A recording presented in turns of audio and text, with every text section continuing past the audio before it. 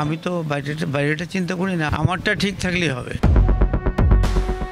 নারায়ণগঞ্জের রূপগঞ্জে অপরাধের সাম্রাজ্য গড়ে তুলেছিলেন দুইবারের এমপি গোলাম দস্তগীর গাজী। দায়িত্ব পালন করেছেন বস্ত্র ও পাট মন্ত্রণালয়ের মন্ত্রী হিসেবে।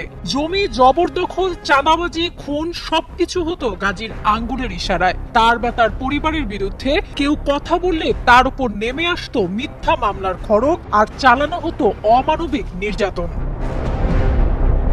গত 15 বছর খাদন, রূপসী ও কর্ণগোপ এলাকার মানুষ গাজীর অত্যাচার ও নির্যাতন মুখ বুজে সহ্য করেছে। অবশেষে বৈষম্য বিরোধী ছাত্র আন্দোলনের মধ্য দিয়ে রূপগঞ্জের প্রতাপশালী গোলাম দস্তগীর গাজীর সাম্রাজ্যের পতন ঘটে।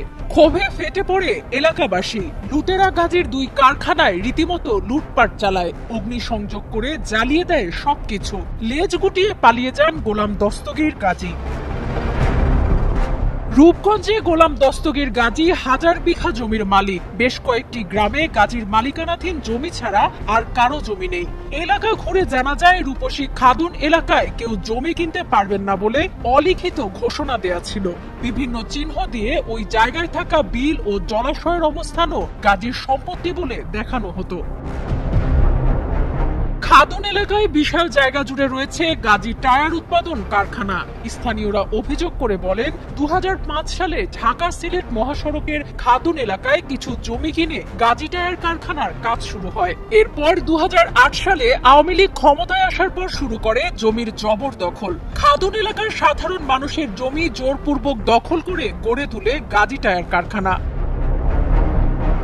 দ্বাদশ জাতীয় সংসদ নির্বাচনের জন্য জমা দেওয়া হলফনামা অনুযায়ী স্থাবর ও অস্থাবর সম্পত্তি মিলিয়ে গোলাম দস্তগীর গাজী প্রায় 1446 কোটি টাকার মালিক। এই সম্পদের বিপরীতে তার ব্যাংক ঋণ 935 কোটি টাকা, সব মিলিয়ে দেনা 1022 কোটি টাকা। খোঁজ নিয়ে জানা গেছে, কর্ণগোপ মৌজার শত শত বিঘা জমি দখল করে গাজী পাইপ ও গাজী ট্যাঙ্ক কারখানা গড়ে তুলেছেন সাবেক এই মন্ত্রী। শুধু সাধারণ মানুষের জমি নয়, সরকারি জমি নিজের নামে দখল করেছেন। কর্ণগোপ মৌজায় প্রায় 600 কোটি টাকার জমি দখলে নিয়েছেন। এই মৌজায় সরকারি সম্পত্তি রয়েছে প্রায় 60 বিঘা। এছাড়া হিন্দুদের পড়ে থাকা কয়েক বিঘা জমি দখলে নিয়েছেন তিনি।